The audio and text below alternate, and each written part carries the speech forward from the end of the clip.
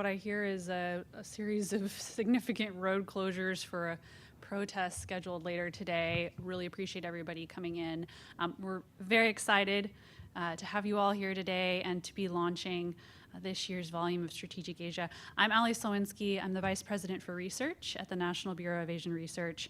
And again, it's a pleasure to have you here to mark the release of our 21st volume in the Strategic Asia series, this year entitled Strategic Asia, Reshaping Economic Interdependence in the Indo-Pacific. For over 2 decades, the Strategic Asia program has continued to provide authoritative assessments of the Indo-Pacific's ever-changing strategic environment as a means of informing and strengthening U.S. policy in Asia. Each year, we examine a new and timely theme for understanding the region's evolving trends and the implications for U.S. interests and for policymakers. Often, I would say most frequently, our themes for Strategic Asia have focused on geopolitics with a security or a grand strategy focus, and indeed it's been over 13 years since the last volume that examined economic trends, and 16 years since our 2007 volume on trade and economic interdependence specifically. So given recent developments surrounding the U.S. China trade relationship, disruptions to the global economic order, as well as increased rhetoric on countries decoupling or de-risking from China, it's very fitting and it's about time for us to return to this year's theme, focusing once again on geoeconomics and trade economic interdependence. From the perspectives of China, Japan, South Korea, Taiwan, India, Southeast Asia, and Australia, each chapter this year explores how the system of economic interdependence is undergoing strategic transformations as countries consider whether and how to diversify away from China. These transformations have led countries across the Indo-Pacific to protect critical industries and supply chains from geopolitical risk, build up advanced technological capabilities, and redirect trade and investment flows, among other strategies. However, as the chapters in this volume collectively show, the significance of China as a major economic and trading nation continues to heavily influence the degree in which countries consider diversification. For the United States, the push for de-risking largely rests on its ability to deepen its economic presence and partnerships with key allies and partners, while at the same time increasing coordination to account for varied approaches to de-risking that exist in each country. As President Biden is set to meet with Xi Jinping in San Francisco tomorrow, it will also be crucial to understand just how realistic stabilizing the bilateral relationship is as these uncertainties and challenges persist within the global trading system and economic system.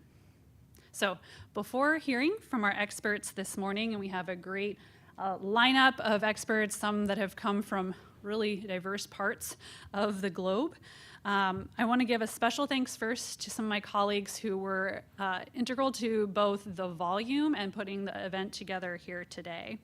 So thanks to Audrey Mossberger for her work in organizing this event, and Sandra Ward for promoting, to my colleague Darlene Onura for supporting all aspects of the program from the volume through the event, as well as our colleagues Doug Strube and Jonathan Merrick, who work on our trade and economics team at NBR, so we had some great collaboration across programs, and Jamie McNabb and Diane Choi for their beneficial research and program support. I also want to really give a huge thanks to our publications team at NBR, who are all rock stars, led by Josh Zimkowski, and with assistance from Jesse Q and Alden Blatter for their editing, production that makes Strategic Asia possible each time on a very short time frame. So with that, it's with great pleasure that I now introduce to you all Dr. Ashley J. Tellis to tell us a little bit more about some of the key takeaways, findings, the theme from this year's volume, and to share his assessment of the changing geoeconomic landscape in Asia amid intensifying U.S. China competition. Dr. Tellis is the Tata Chair for Strategic Affairs and a Senior Fellow at the Carnegie Endowment for International Peace. He is also served as research director of the Strategic Asia program at NBR and co-editor of the program's annual volume since 2004. He has a wealth of experience and expertise working with U.S. government, including assignments with the U.S. State Department as senior advisor to the Undersecretary of State for Political Affairs, where he was intimately involved in negotiating the civil nuclear deal with India. He also served on the U.S. National Security Council staff as Special Assistant to President George Bush and Senior Director for Strategic Planning in Southwest Asia. Prior to government service, he was a senior policy analyst at the RAND Corporation and professor of policy analysis at the RAND Graduate School. So he's, again, been an editor on our last 18 volumes. It's always such a joy to work with him, and we're thrilled to have him here to kick us off today. I'll turn it over to you, Ashley.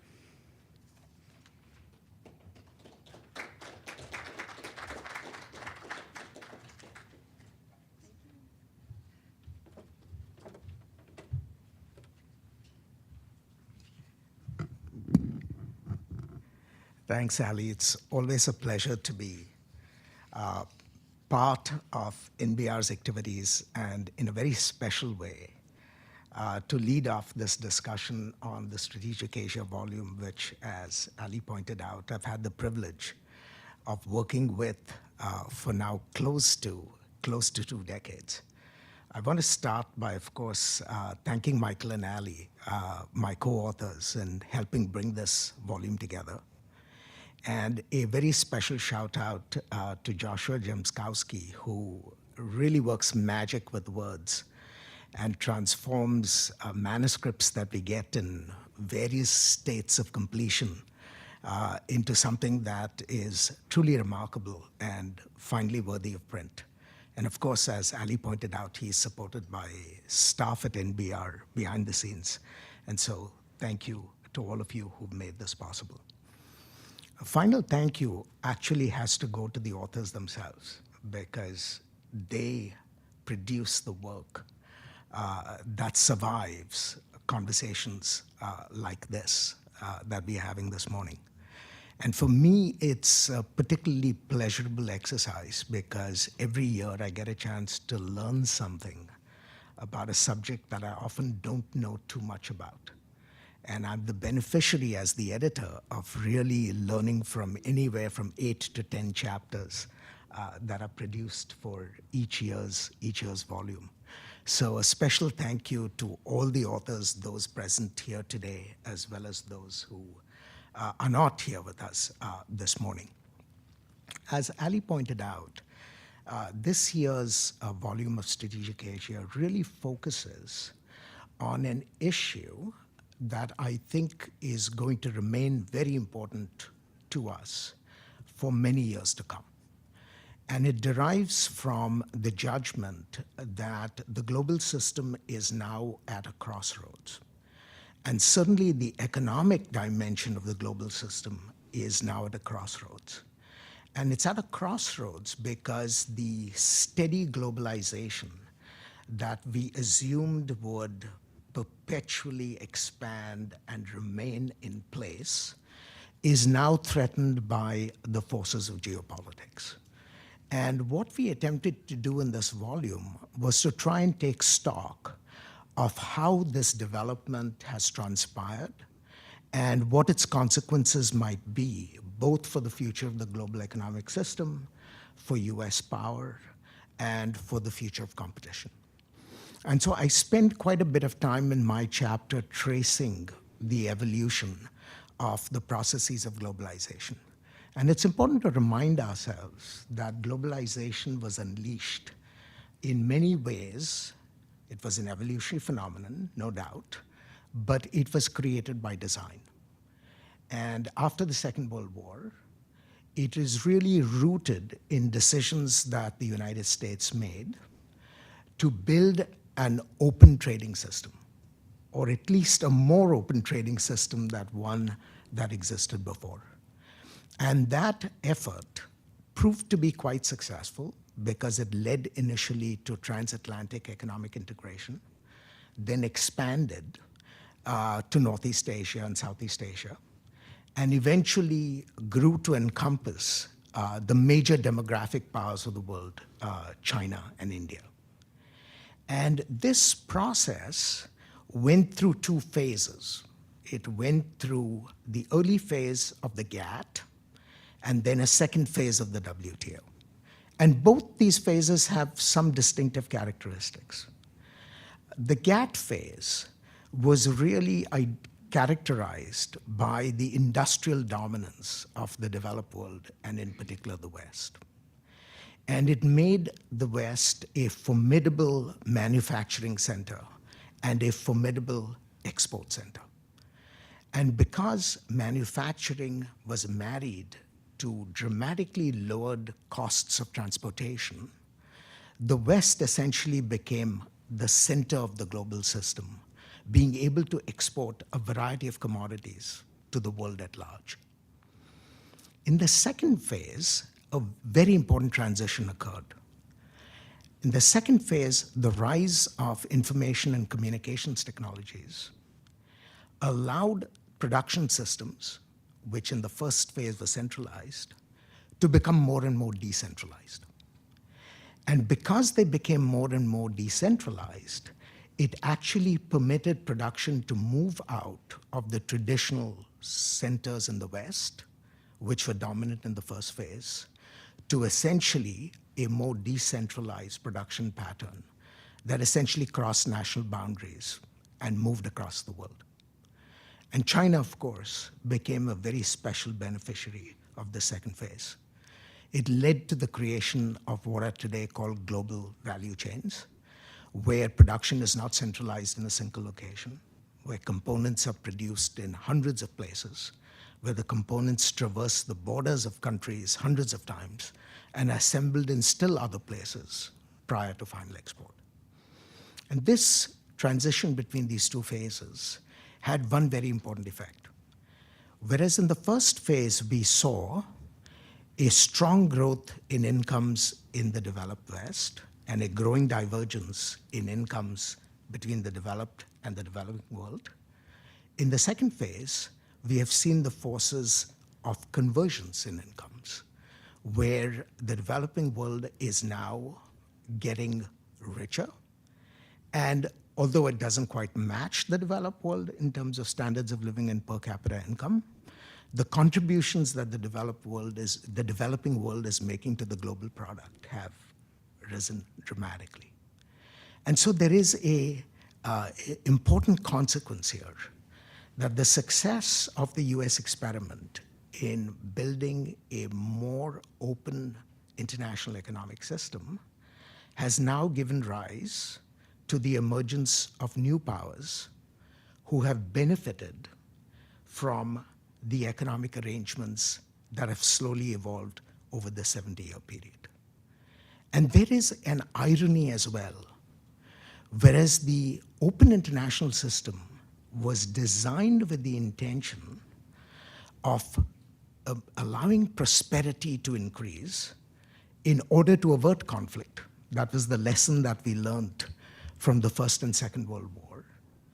The rise of new great powers and the prosperity that has been produced has unfortunately now triggered a return to conflict. And so it's China's emergence as an economic power that has increasingly caused a degree of angst in the international system. Now, if China had remained a purely trading state, I think the United States and its allies and other countries on China's periphery would have learned to live with the reality of Chinese prosperity without great anxiety. We went through this process once before with the rise of Japan. And to be sure, there was a certain disquiet in the United States. For those of us who are old enough to remember the 1980s and the 1990s, when Japan's meteoric elevation caused anxieties in the United States, it is entirely possible that we would have gone through a parallel experience with the rise of China. But what has provided a certain edge to the anxieties with China's rise is that China is not simply a successful economic system, China is not simply a successful trading state, but China has increasingly allocated the resources that it has derived from its exceptional economic growth to the creation of military instruments. And these military instruments have begun to support an assertive foreign policy that is now beginning to raise fears, both within the region that China is located and in the global system writ large. So the rise of China is in many ways quite different from the rise that we saw of European powers in the transatlantic community and the rise of other Asian powers in Northeast and Southeast Asia. And what distinguishes China's rise from those previous examples of reconstructed states is that China has begun to think of itself as a traditional great power and has begun to use the successes that it has enjoyed in the economic realm to build the instruments that would support its ambitions in terms of global power politics. And this has, in turn, provoked a reaction from the established great power, the United States. And what we have seen ever since the Trump administration, most conspicuously, but even before Trump was president, a U.S. desire to immunize itself and its allies against the coercive power of a rising China. And it is that effort to create immunities in the face of rising Chinese power that has provoked an effort at what was crudely called during the Trump administration decoupling from China. The effort at decoupling was driven by three calculations. First, to look for ways to prevent an excessive dependence on China, particularly where it came to both manufacturing and markets. An effort to prevent China from dominating the high points of global technology. And third, an effort to protect the autonomy of the countries concerned who were Chinese partners. Of course, the Trump administration went about that effort with a certain haphazardness. And that effort has now evolved to a much more conscious strategy on the part of the Biden administration with respect to what is now called de-risking. We can debate how significant the differences between these two labels are. But the bottom line is the United States and its partners essentially want to protect their own equities, want to prevent themselves from becoming victims to both Chinese economic and Chinese political power. This in turn has pulled the West, broadly speaking, in a different direction from what was the previous impulse that dominated US policy throughout the post-war period. Whereas the principal impulse throughout the post-war period was trade expansion, greater global integration, greater globalization, today, the mood in the United States has moved quite dramatically away from the idea that we would contemplate and live comfortably with open globalization indefinitely. In fact, it's not awkward to note that today we have two political parties in the United States, both of which happen to be anti-trade. They're anti-trade for different reasons, but it is reflective of the fact that today there is a much greater suspicion of trade openness than there ever has been in the United States since the end of the Second World War. Where does this leave us? I want to leave you with four thoughts as we think about the conversation that is to come. First, we run the real risk in years to come of having a fractured globalization. A globalization which a fracture that could actually reduce aggregate economic growth system-wide, that would impose costs to efficiency in the way that we've enjoyed before, that would be characterized by constrained market access in various countries and could lead both the developing world and the developed world with hits in different ways. So if this process of decoupling or de-risking really gathers steam, we could be looking at a different kind of international economy in years to come, with a considerable measure of bad news as a result. The second reality that I think we need to think about is that these efforts at de-risking or selective cleavages within the global system are only going to give China additional impetus that strengthens its previous selective integration with the global system. China integrated with the global system after Deng Xiaoping's reforms, but it was a strategic integration that looked at economic openness in instrumental terms, that aimed to expand national power while still protecting its own economy.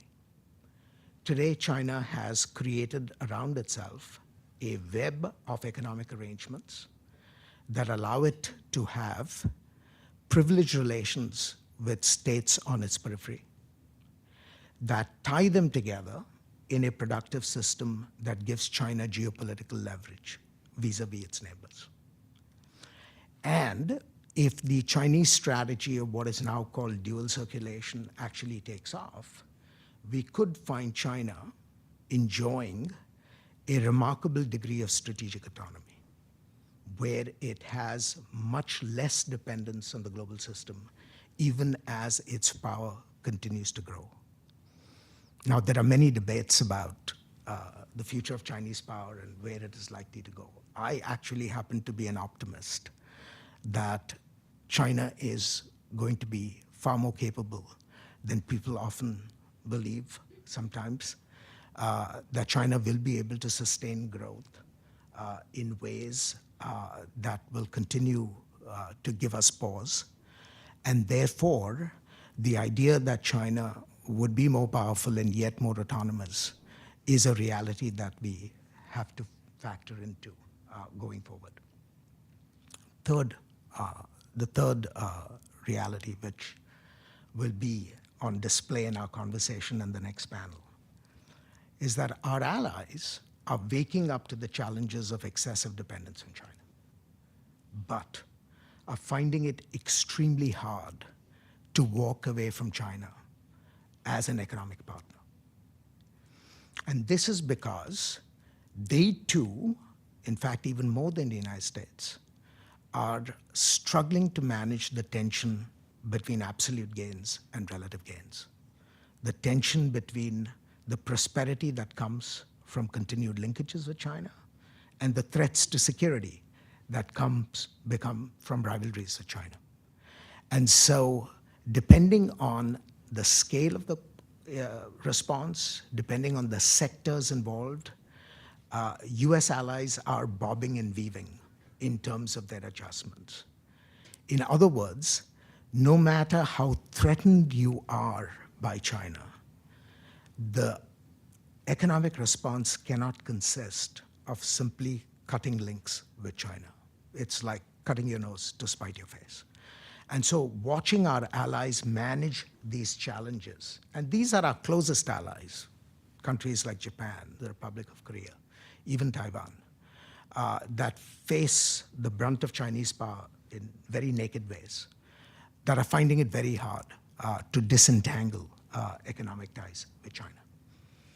The last point, and this is perhaps very important for us as a country, which is if the new patterns of deglobalization or de-risking or decoupling, or whatever one chooses to call it, begin to gather steam, does that leave the United States better off or worse off in its competition with China? I would argue that the jury is still out. It is not obvious to me that diminishing our economic links with China actually leave us better off in that competition. Because running faster than China, which is our objective, actually requires thick international trade linkages. Now, the United States can, of course, adapt and cope with diminished trade much better than most of its partners, because US trade to GDP ratio is actually smaller than most of our partners. So we might be able to survive diminished trade links, but our partners may not. And if our partners cannot, that has real implications for alliance cohesion in terms of our competition to China. So one of the things that we have to think very seriously about as we think about reshaping our economic linkages with China is how do we protect the foundations for trade, at least with our friends. And we could end up, if we are not careful, in the worst of all worlds, where we are restricting our trade linkages on the outside, but not deepening sufficiently the trade linkages that we have with our friends. And if we end up in that situation, I don't think we end up better off, either in economic or in geopolitical terms. And I think that is the sobering consideration that US policymakers will have to struggle with long after this administration leaves office. Thank you.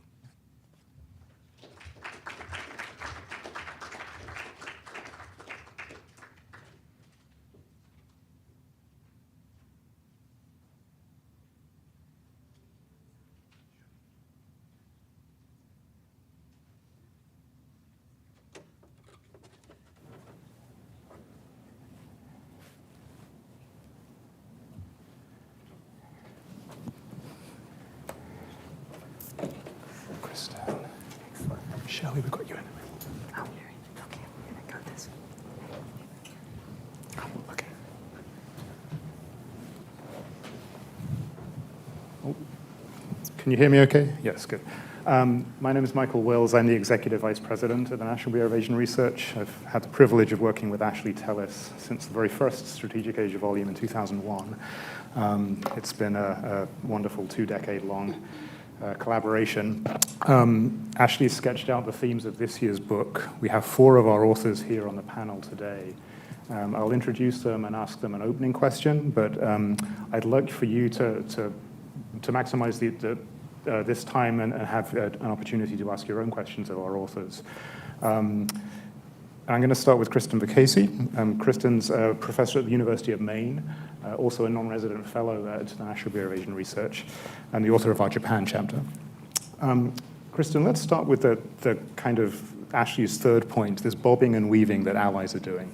Japan's obviously a key security partner, diplomatic partner, close ally of the United States, arguably the US's strongest ally in the Asia region, and yet is extremely linked with China in terms of trade and investment. So how is Tokyo navigating this? And I'd like you to sort of look at this at 2 levels.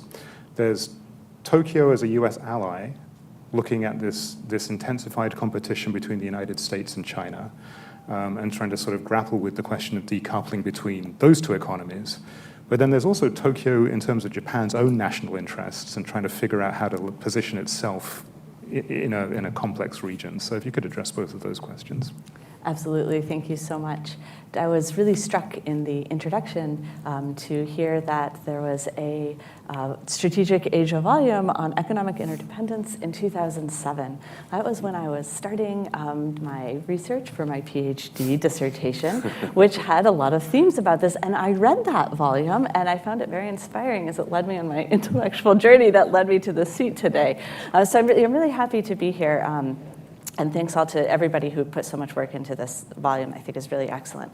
So Japan is in a really tight spot in many ways as it tries to balance between its need for deep regional integration in complex supply chains in order for economic prosperity, and then also because of these concerns about high levels of economic dependence on China, particularly in some specific supply chains that it's deemed critical, as well as working closely with Japan's closest ally, the United States. And so the Japanese government has taken a number of different steps that tries to maybe bob and weave on this tightrope as between China and the United States.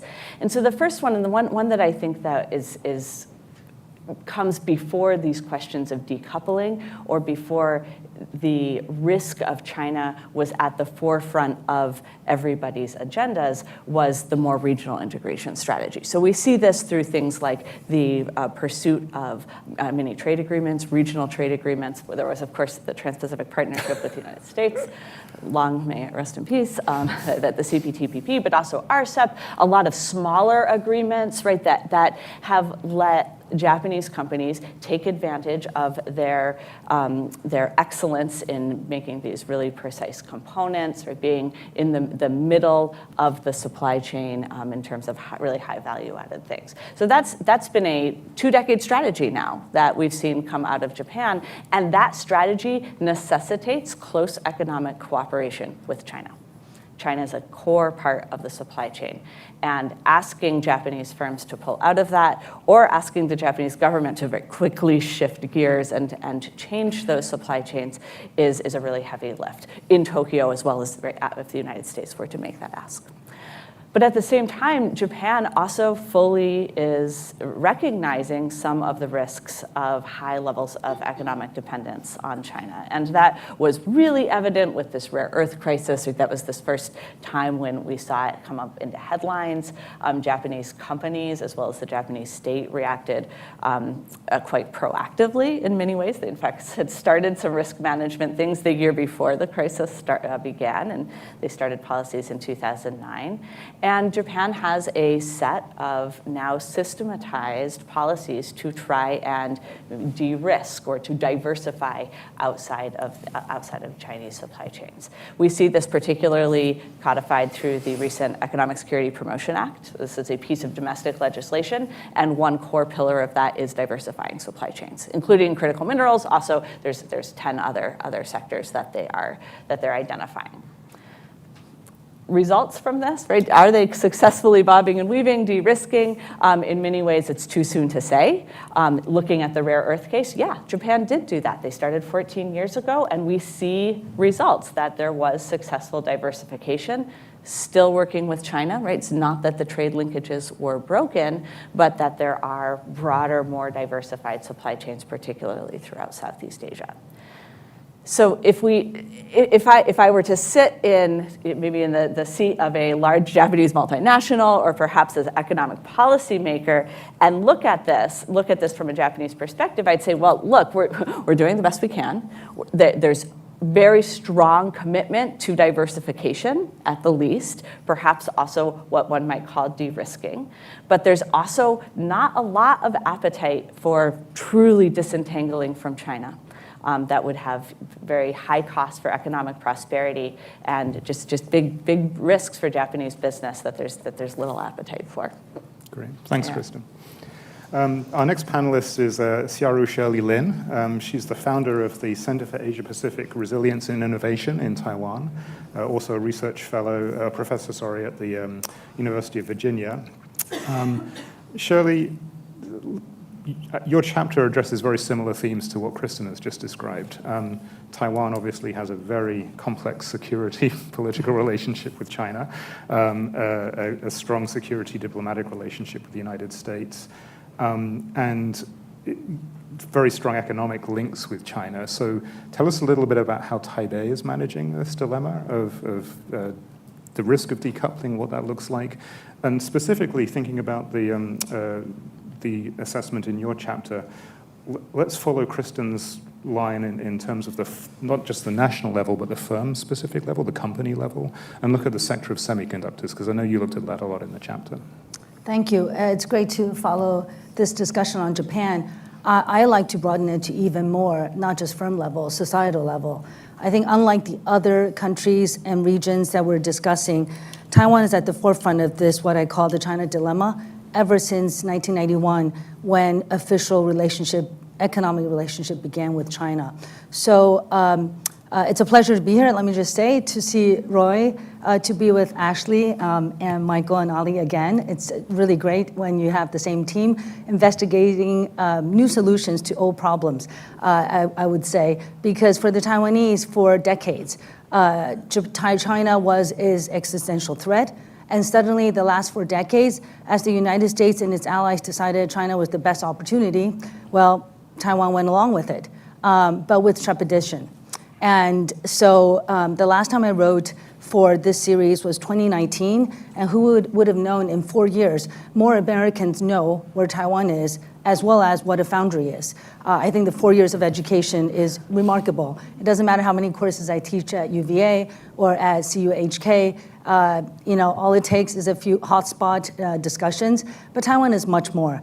The reason Taiwan is a very important case in this series today is in the last 4 years, Taiwan's China dilemma has become everybody's dilemma, which actually Stanford University Press told me when I published my book that they changed the name of my book from Taiwan's China dilemma, from something else totally pedantic, to Taiwan's China dilemma, because he said one day everybody will have a China dilemma. Well, absolutely correct. And the problem on hand is, of course, a bit different if I could frame it this way.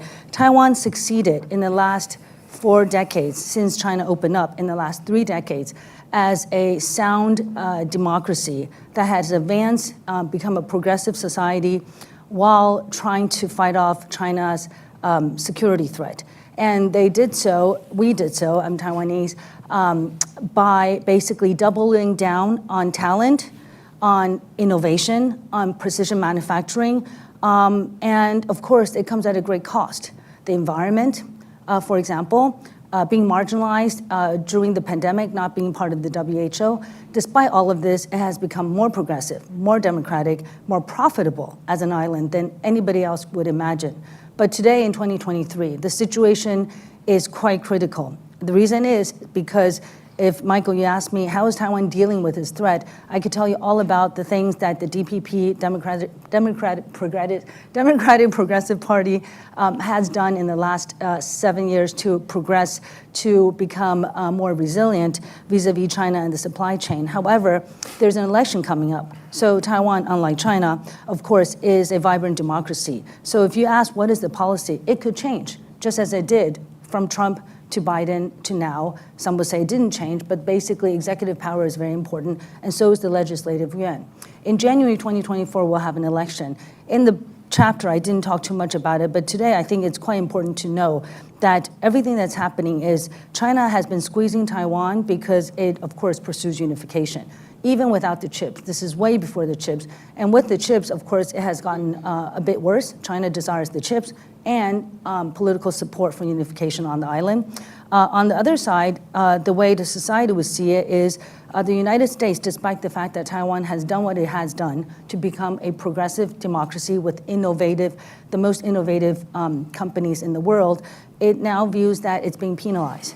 Everyone views Taiwan as a problem. A problem during the last 30 years because, well, it was trying to get along with China and Taiwan was a problem. Now Taiwan's a problem again because it makes too many of the chips.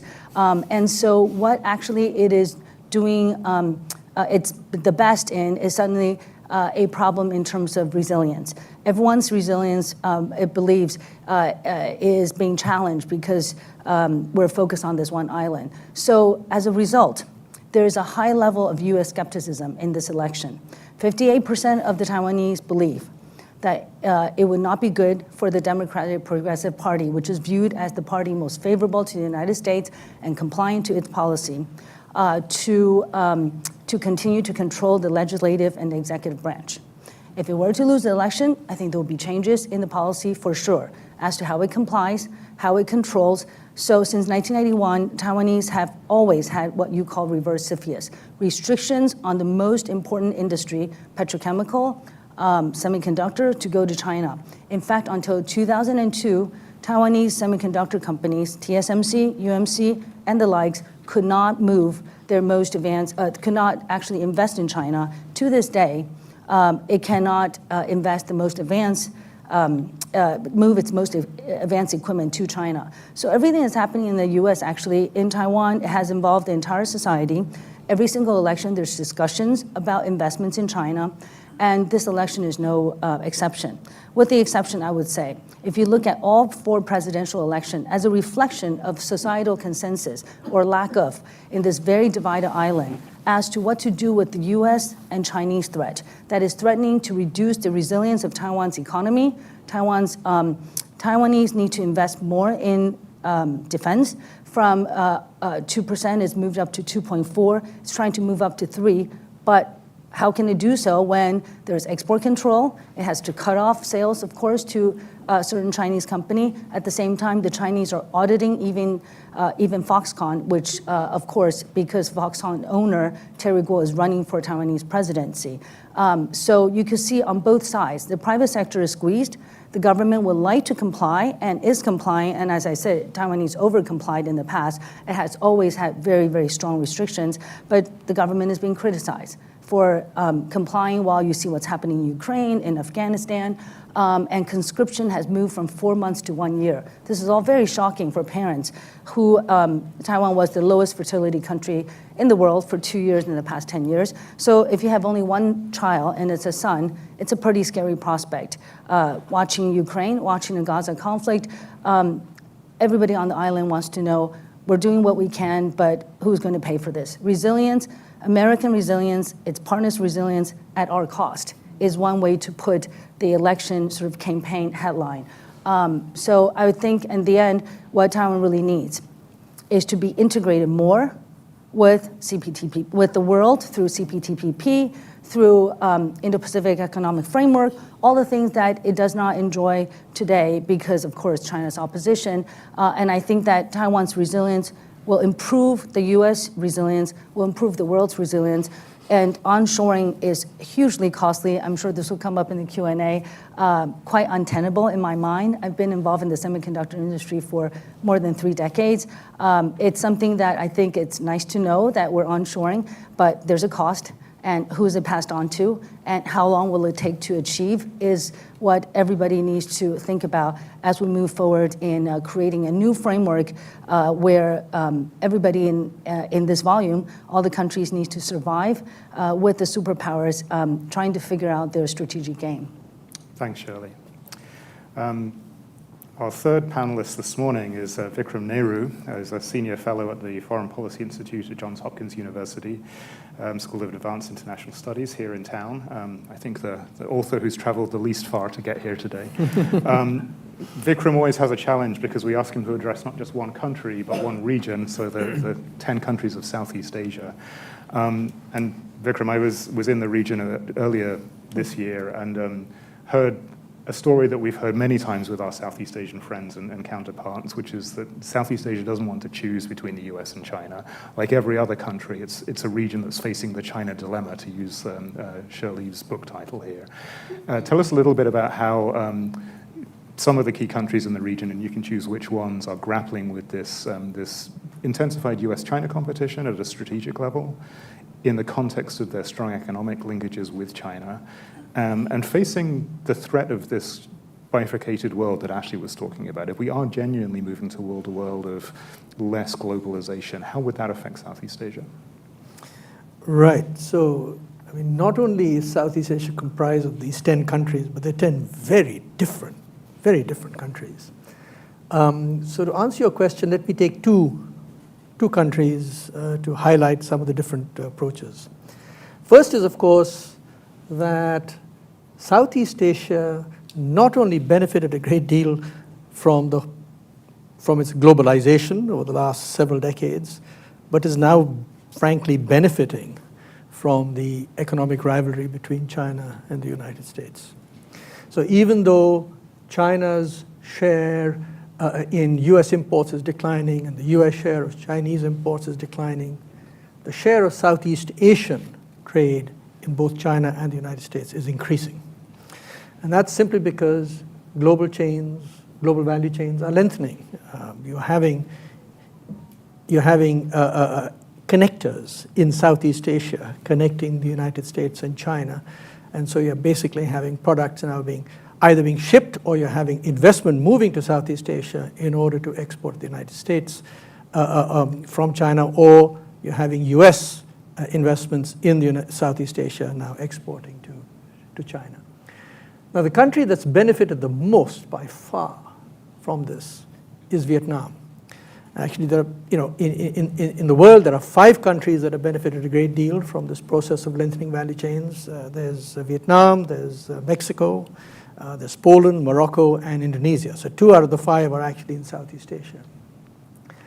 So Vietnam is now, has not only increased significantly its exports to China, but has also significantly increased its exports to the United States, and similarly has increased its imports from China and its imports to the United States. And this has come about through 2 channels. First of all, there's investments that are moving out of China and coming to Vietnam. Vietnam is right next to China. There's a huge advantage to geographical proximity. And not only are these foreign investors, say United States investors and European investors, but also Chinese firms are now beginning also to locate some of their investments in Vietnam. The case of Indonesia is somewhat different. Indonesia has always had a relatively protectionist trade stance, and it is using its protectionist trade stance now in the mineral sector to try and attract as much foreign investment as possible. And it's a very interesting process that's taking place. They've banned the export of mineral ores, and that has driven down the price of mineral ores domestically. And that has encouraged downstream processors, especially smelters, smelting investments to come in. And virtually all of those investments, virtually all of them, are Chinese investments. It's quite astonishing. You have, for example, certain industrial estates in Indonesia that are huge, 35,000 hectare industrial estates, and they're filled with Chinese investments.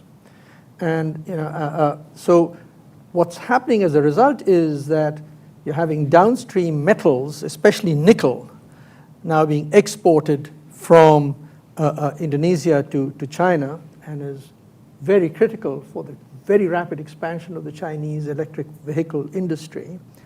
And this expansion is taking place primarily through Chinese investors in Indonesia. These are not Indonesian investors, these are not US investors, they're all Chinese investors, and they sort of dominated, they completely dominated this landscape. Indeed, I don't believe there's a single US investor at this point in Indonesia. Now the Indonesians, being rather encouraged by this increase in exports, I don't believe it's necessarily an economic value to the country, but certainly they're looking at the macro numbers and they're being encouraged by this. They're now going to push for further downstreaming the nickel value chain down to battery production and eventually, of course, to the production of electric vehicles. And they're now talking about banning, not just talking about, they've actually introduced the banning of other mineral ores, not just nickel. So, for example, bauxite and so forth. So, as a result, on the face of it, Indonesia looks like it's benefiting from this whole process. I worry that the economics actually are going to show eventually that this is going to, in the long term, slow down Indonesian growth. So we have these 2 very contrasting examples of Vietnam on the one hand and Indonesia on the other. And some of the other countries are sort of somewhere in between all of this, with the exception, of course, of Myanmar, Laos, and Cambodia, which are very much in the Chinese orbit. They have very little agency of their own and consequently have little choice but to continue with their integration with the Chinese economy. Thank you. I'm going to ask you one quick follow-up. Yeah, go ahead. Shirley's introduced the notion that elections have consequences. There's this potential shift in Taiwan after January's election. Indonesia has an election in February. What's your sense about the positions of the 3 major candidates for presidency? Will that change this push that the Jokowi administration has to bring more of that value chain into Indonesia and the consequences on the investment climate that you hinted at there? So 2 observations about Indonesian elections. First, they're not run on the basis of policy positions on the part of the candidates. So now there are 3 candidates, and it's very difficult to tell apart the policy positions of these candidates with respect to trade.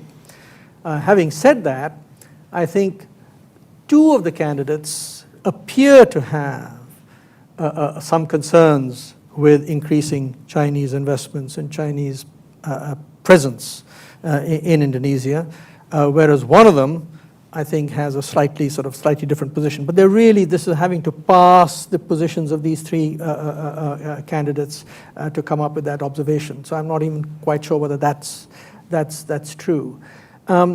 And if you look at the past as well, Indonesian trade policy has been pretty much consistent. There's been a steady creeping protectionism that's taken place ever since Suharto's departure in 1999. And I don't believe that trend is likely to be discontinued in the future, no matter who becomes president. Okay, thank you. Our final panelist this morning is Benjamin Herskovich, who's a research fellow at the Australian National University, and I think wins the prize for traveling the furthest to get here. Flew in from Canberra this weekend.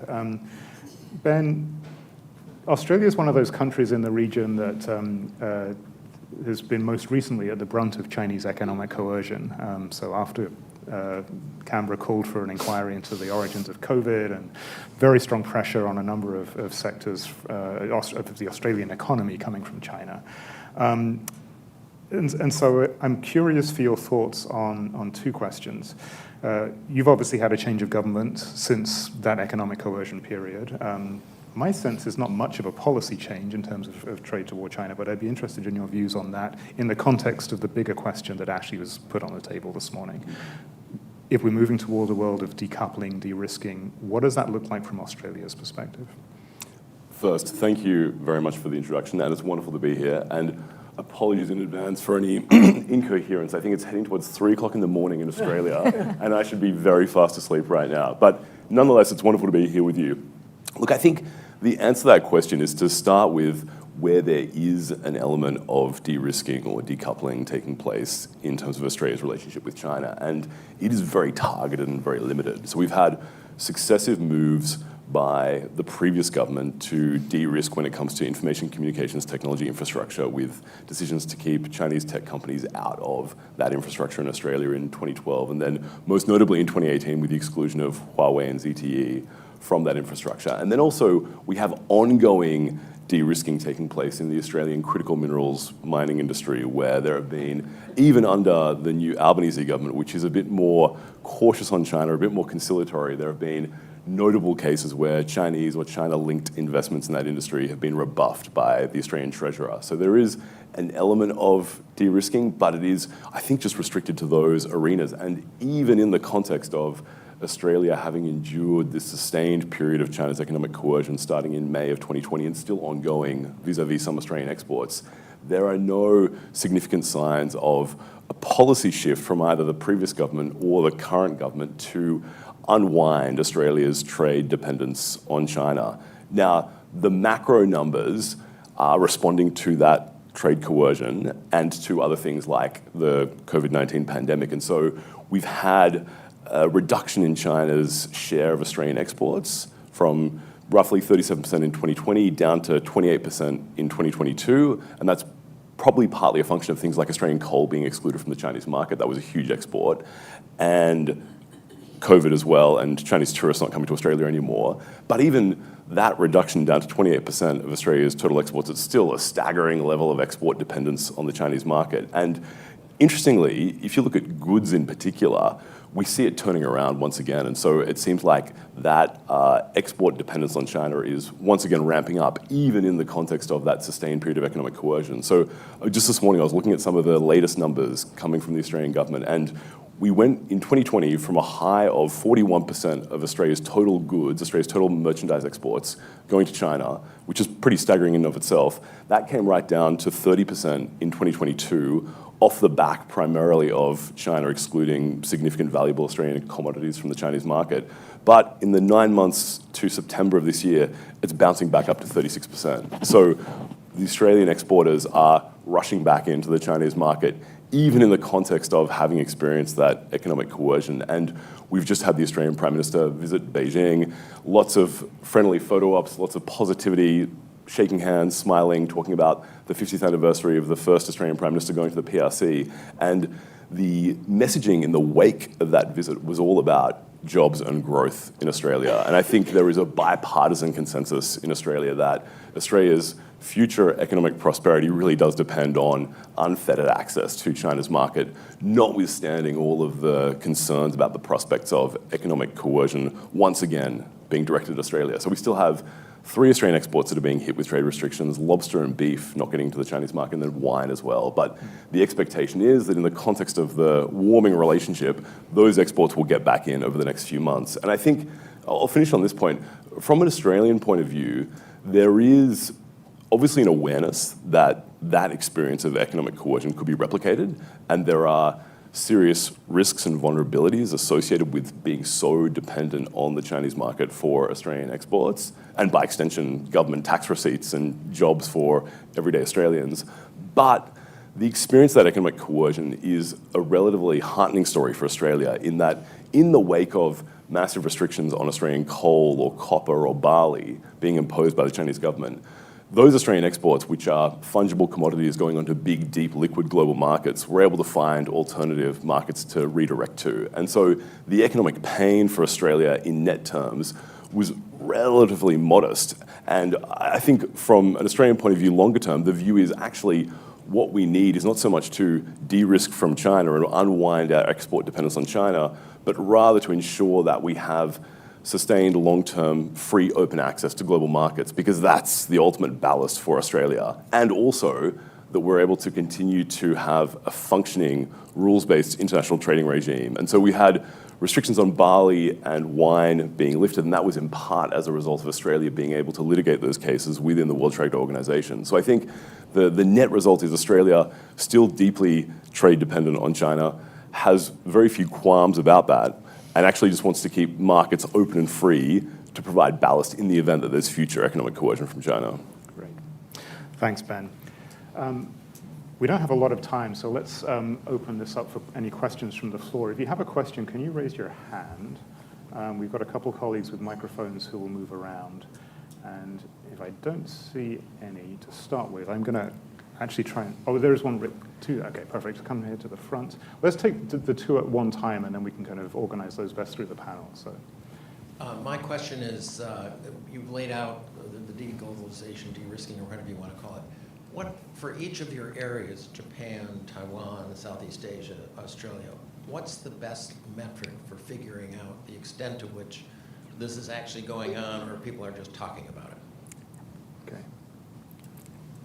Hi, I'm Meredith Miller, Albright Stonebridge Group. I wanted to pick up on the 4th sort of challenge that Ashley laid out, which was for the United States in thinking about decoupling from China and the greater risks for many of our allies, which have been eloquently described in this panel, in so doing.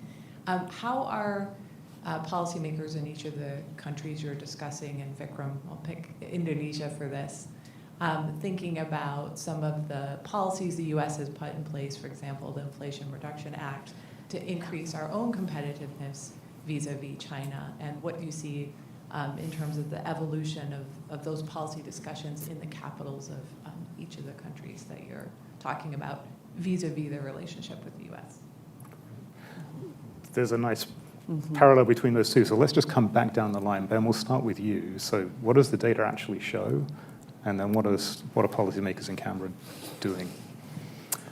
In terms of de-risking broadly, yes. I think in terms of the de-risking piece, when it comes to Australian trade, it really is at the margins in terms of a shift in relation to what we previously did. I think the marginal shift is in terms of additional trade promotion and trying to diversify trade to a certain extent. That's the mantra in Canberra, but it really is not a significant, sustained, well-resourced effort. And I think it's partly because of the ability of Australian exporters to relatively easily manage the economic coercion. I think in a weird kind of way, the effective de-risking response from Australia is actually more trade rules, more trade agreements, more trade freedom to provide alternative markets in the event that we experience that kind of turbulence once again. And so we have the current government pretty furiously busy at trying to get a whole host of different agreements across the line and pushing forward with the agreement with the European Union, for example, and looking just for more access. And I think that is really the key response: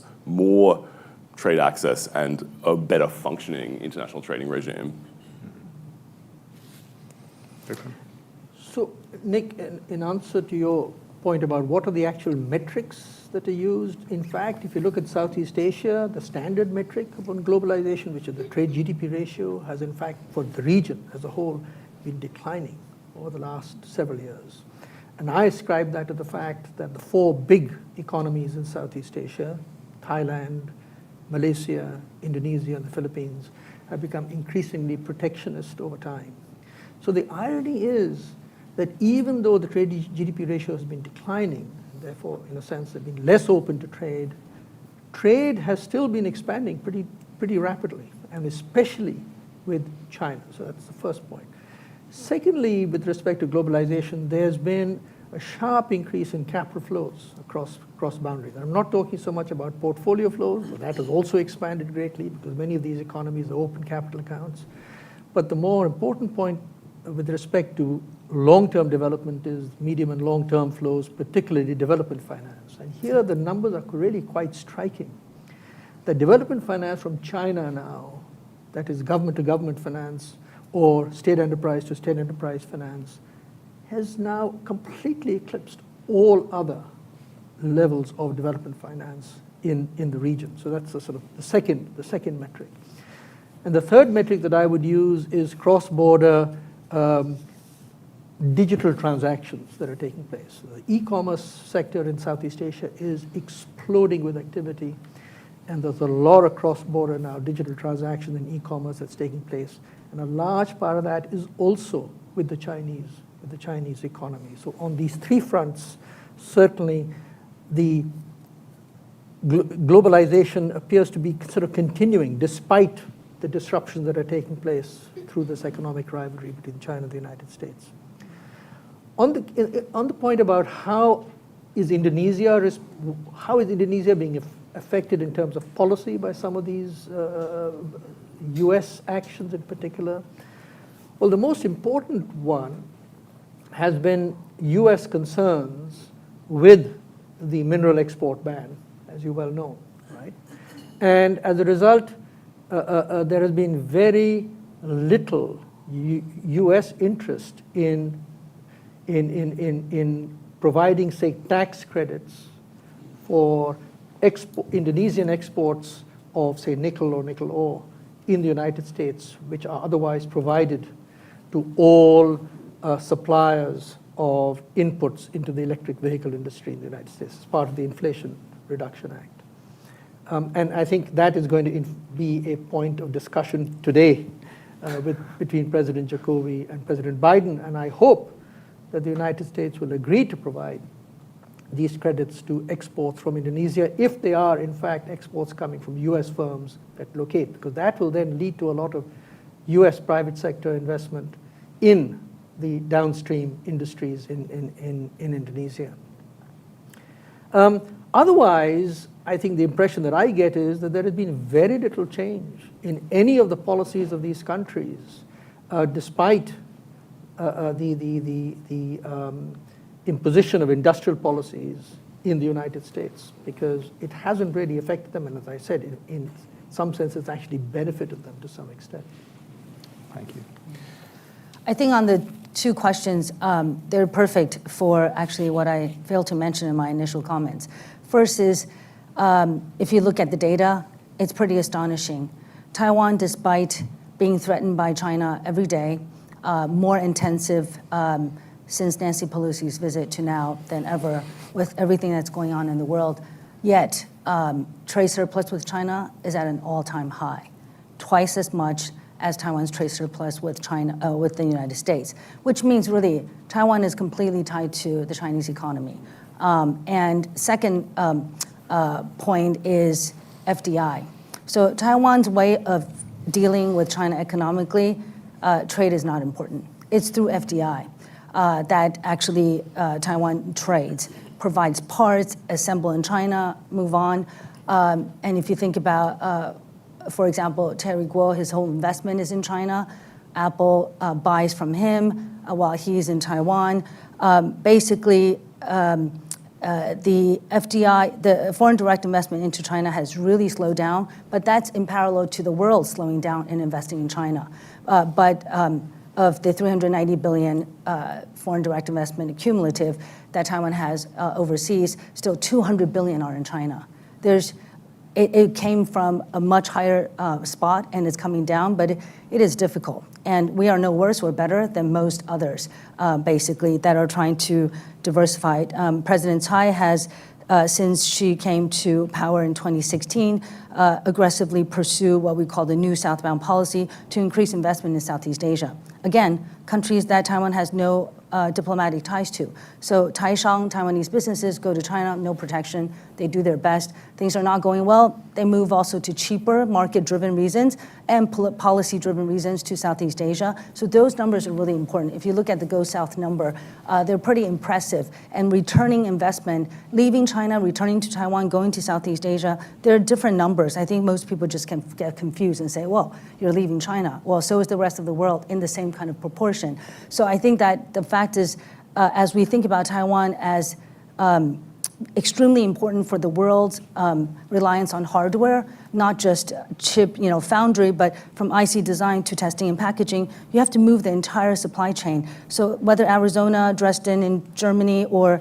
Kumamoto in Japan can ever actually replicate this, have jobs, have chips, it's a big question mark. And everyone in the industry is talking about it as to the cost and the success rate. But the key is, without this moving, basically, Taiwan will only get out of China if it works more with the United States, more with Western countries that have higher value-added good, more software, less hardware, and more not just electronics, things beyond that. As a high-income society, Taiwan is in this high-income trap, as I call it, where its population is declining, education is stalling because, of course, there's fewer people to educate too, and people are less cosmopolitan as it becomes wealthy. Inequality is higher, and it comes to your point about policy. So what is wrong with U.S. policy? To be frank, this is what I addressed in my chapter. To comply with U.S. policy is just very costly for everyone in Asia. And Taiwan is at the forefront of this. To comply, to stop selling to Huawei, fine. Overnight, just cut out 10% of TSMC's revenue. That's easy to do. And then what? Well, fortunately, Apple had enough order to completely replace that. But what happens next year, the year after? China is there all the time with incentives, wonderful incentive plans. Even if you don't agree with the way they do things, the value, they're our neighbor, they're everywhere. And Taiwan is nowhere in where Morris Chang has just arrived in San Francisco. He's going to give a big speech on behalf of Taiwan. And that's just one of the few places we can ever go, APEC. That's it. So nothing actually that we're talking about actually has any relevance. And Taiwan is just going at it with its business people that should be collaborating with the government, collaborating with civil society to generate the best, most innovative, not just hardware, but ideas to solve these totally what I call wicked problems. The wicked problems of trying to figure out, do we invest in guns versus butter, and also do we invest more in Europe rather than going to Australia or investing in China? These are very difficult trade-offs that people have to deal with in a democracy that has consequences for policy. And so if next year policy in Taiwan were to change, I wouldn't be surprised. Right now, the three leading presidential candidates all have only 20 to 30% support. So whoever is elected, Taiwan is a divided society, and made more so by the United States policy that is forcing their hand. And I think what the U.S. needs to do is work more closely with the Taiwanese corporates, civil society, government, so they can together give the best advice on how to make the U.S. successful in onshoring, in creating jobs. And so much of it is perceived to be quite unilateral. And anyway, it's quite an honor. So in an effort to make a contribution to that, we established the Center for Asia-Pacific Resilience and Innovation, for which this time I wrote the article with my colleagues. And this is a huge concern for all of us as to whether we have new policy ideas. Yeah, I think so. Thank you so much for this question about how do we measure it? But I think also, if we are to take now as a snapshot and then look forward, how will we know if there are going to be changes in the future? And I think some of the things that have come up are really important to look at. Right, we can look particularly at the sectoral level at changes in trade patterns and changes in FDI patterns. Perhaps cross-border to digital transactions and whatnot. But one of the real challenges here is that if we do see a dramatic shift, it will probably be led by leading firms, and then it will take other components of that global value chain with it. And so when a change starts to happen, it's possible that a shift could happen quite quickly, but the leading signs will be maybe a little bit less transparent to see. So one of the strategies that I tried to use consistently in my research is looking at specific firm movements, so disaggregating FDI, and to look at where are firms going, from what sectors are they opening up new offices, and then you can maybe start to see the shifts across. And so looking right now at the way Japanese firms are moving, there are still more. China is the leading destination, although of Japanese companies. Although there has been a recent decrease in Japanese firms, I'm not sure if that's a blip or if we'll see an ongoing trend. But more companies now, Japanese companies, are moving to Southeast Asia. So as a percentage, we see very similar, I think, probably to the Taiwanese data, although I haven't looked at it. As well as other countries, we see a China plus one, or we see this diversification out of China and a preponderance of new economic activity going to other places from China. That does not mean, though, that activity in China has decreased, and right, says those numbers have also gone up. So what we should do within those firm level things is try to look at leading companies and whether they are relocating their supply chains with them. If you see movement to Indonesia, there's some Japanese investment in nickel, for example, in Indonesia. Are also the battery companies going? Do you also see the R&D going? Is that would really show a shift outside of China to another market. Similarly with Vietnam, there's also a big story with Japanese supply chains relocating from, or not relocating, but replicating from China also to, say, Vietnam. Looking at the firm level, I think, is really important. With respect to the second question of how U.S. policies are playing in Tokyo, and it's been a really complex situation there. So Japan is, of course, a close ally, has been cooperating for many years with supply chain resiliency policies, with critical mineral policies. We have, with critical mineral things, over a decade of close U.S.-Japan cooperation to try and diversify, to build expertise, to build non-Chinese supply chains in minerals that we need for digital transformation, for green technology, et cetera. At the same time, when we see then, when Japanese policymakers see the IRA cutting Japanese auto companies out of the U.S. market, or those benefits, that's a very difficult message. And there was the critical mineral agreement, and it was solved with sort of a policy band-aid, but Japan has a seat at the table, has passed difficult domestic legislation in order to increase its cooperation with the United States, and then does not see that they're getting the benefits on the other side. And so I think there's a bit of a sense of being taken for granted as a close ally. And that's something that I think moving forward, the United States needs to take great care that when we make big asks of countries that are close to us, they also come with benefits. Thanks, Kristen. Okay, time for one more question at the back here, I think, and then we'll be wrapping up. Two of the distinctive features of China watchers are noting is A, the smalling of the Chinese population, smalling of the labor force. Are these having spillover effects to other Asian countries? All right, we'll go down the line again. So China's declining demography, China's slowing economic growth rates. How's that affecting the issues we've been talking about this morning? Time is short, so 2 minutes max for each of you. Absolutely, I'll be quick. All right, so as Japanese firms specifically are viewing the China market, the perspectives have actually been remarkably consistent over almost 15, 20 years.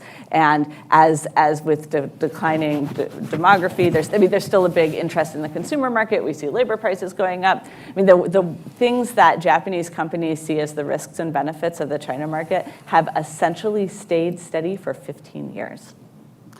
So I think demographic decline in China is a very, very big issue. Thank you for asking the question. It has huge consequences for the whole world. However, the result of declining consumption, which never actually came up, no matter what Xi Jinping had tried to do in the last few years, domestic consumption has not risen, and COVID has made it worse, and China is in a very, very bad situation right now domestically. That has spillover effect to here, there, everywhere. I just came back from Europe, and I think everyone's concerned. But what's going to happen to China is it will have pockets of success, like EV. It's still the most, highest growth market in the world. If you go to China today, it's just amazing what they're doing. Healthcare, health devices.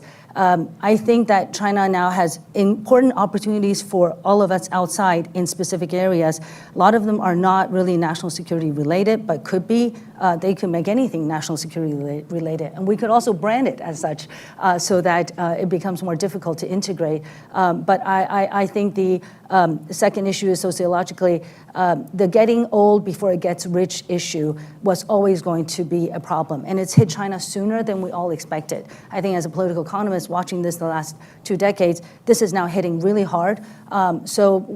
Fortunately, unfortunately for the rest of the world, they only need a few tourists and a few students to go out for us to feel the benefit. And so it's not really a big problem for the outside world as long as you open up. But for the Chinese, unemployment among youth is up to 40% in the major cities. This is going to have huge social implications. I teach in Beijing, I teach in Hong Kong, mostly mainland Chinese students. They are very much what you read in New York Times, lying flat, just doing nothing. It's so hard to get ahead that you're just not pursuing competition. This will have tremendous implications for a declining population that is not motivated to accumulate assets. And what that means for the world is something quite important. So let me give a very short response to your question.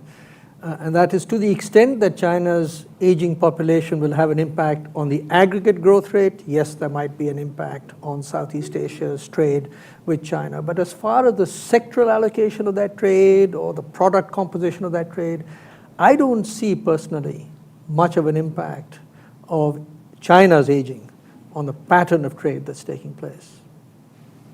I think the short story from an Australian perspective is those trends are observed with concern, but I think they are long-term trends, and the focus right now is on getting as many Australian commodities into the Chinese market and keeping the dividend yield of Australian companies up, notwithstanding that long-term outlook, which is a bit gloomy. I think also there's a view both in the industries and also the government level in Australia to want to pivot Australian exports in a way to take advantage of some of the more positive developments that are taking place domestically in China in terms of the growth of a wealthier consumer market and also the decarbonisation of the Chinese economy. And Australia is relatively well positioned to engage with that, both in terms of boutique products like wine and tourism, but also lithium. And so I think that's the focus for the foreseeable future, and the long-term dire trends are things that people worry about, but they're not dealing with right now. Great. Well, Ben, Vikram, Shirley, Kristen, thank you so much for your remarks today. Please join me in thanking our panelists. And I'm going to ask NBR's President Roy Camphausen to offer a few words as we wrap up. Stay here.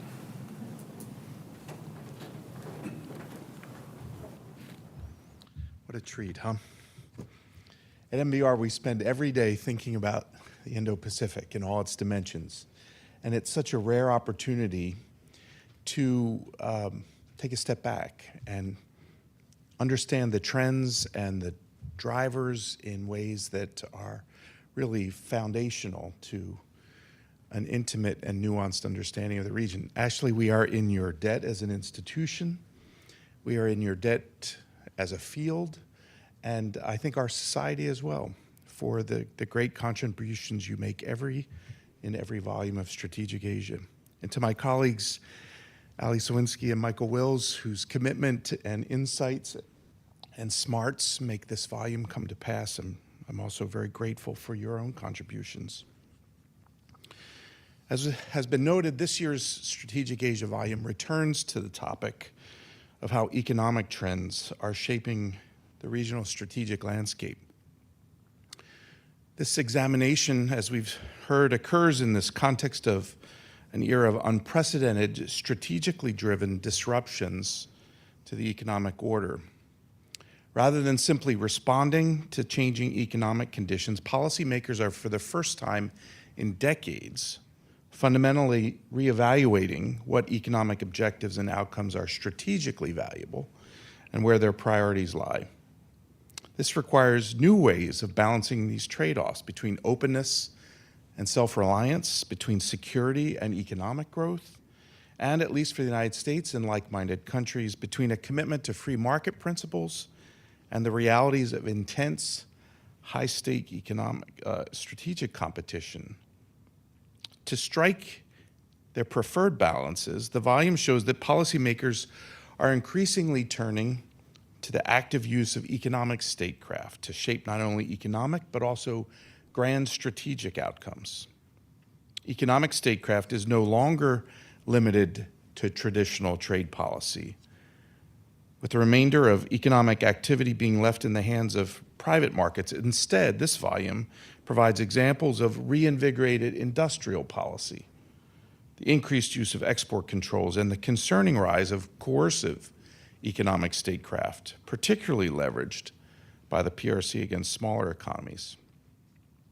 As policymakers leverage the tools that these new and evolving, in some cases, have remained unused for decades, it's imperative that they remain grounded and mindful of the risk of unanticipated consequences, using these tools only on the basis of the kind of sober, considered analysis that this volume seeks to provide. Similarly, a key takeaway from this year's research is that it is imperative for scholars, thought leaders, and policymakers who work on these issues to not let the hype overshadow the reality of what is happening or not happening on the ground. Across the incredibly diverse set of economies this volume covers, one of the strongest points of commonality is the finding that rhetoric surrounding de-risking or decoupling and shifting economic dependencies, the rhetoric far outpaces actual progress toward the objectives. It's imperative that policymakers remember that the economic ship of state turns slowly, and that if they truly value the economic security objectives they are seeking to pursue, it will require stable, committed policymaking over years, not months. In addition to the importance of long-term policymaking, it's also imperative that policymakers recognize that the interdependence, specialization, and complexity of modern economic networks render it impossible for even the great economic powers to go it alone. Instead, partnership with like-minded countries will remain critical. In this new era, however, partnerships cannot just be reheated solutions from past decades. Rather than only pursuing comprehensive FTAs, countries will need to develop new mechanisms to craft multilateral export controls, mechanisms to counter economic coercion, and supply chain resiliency frameworks, among others. The scope of these takeaways, just a few of the many contained in this year's volume, which I earnestly commend to you as well worth the read, reflect the role this publication has in NBR's suite of research and its alignment with our mission. Just like policymakers need to pursue effective partnerships, the success of NBR's research products, including Strategic Asia, is based on the partnerships we have with experts not only from the United States, but from across the Indo-Pacific, several of whom are here or contributed to this volume. We at NBR often refer to Strategic Asia as our flagship publication. And I think it's precisely the ability to organize this group of experts in line with a common objective under Ashley's leadership with Ali and Michael's contributions that makes this project, in not just a metaphorical but also a literal sense, our flagship. At the core of the mission, that Strategic Asia pursues is NBR's own institutional mission to better inform decision makers about the region and help them to craft actionable policy. Strategic Asia does this, as NBR often does, by blending theory and practice, academic rigor, and policy relevance. We're heartened that so many current and former U.S. government officials at the NSC, DoD, Department of State, and elsewhere, allied in partner governments and leading scholars, leverage Strategic Asia in their own efforts and initiatives. I hope you'll agree this volume leaves its mark in the long history of this distinguished program. Thank you for attending today's launch. Please grab a volume on your way out, and if you're joining us via the live stream, I urge you to download this year's PDF as well. Thank you for coming. Have a good day.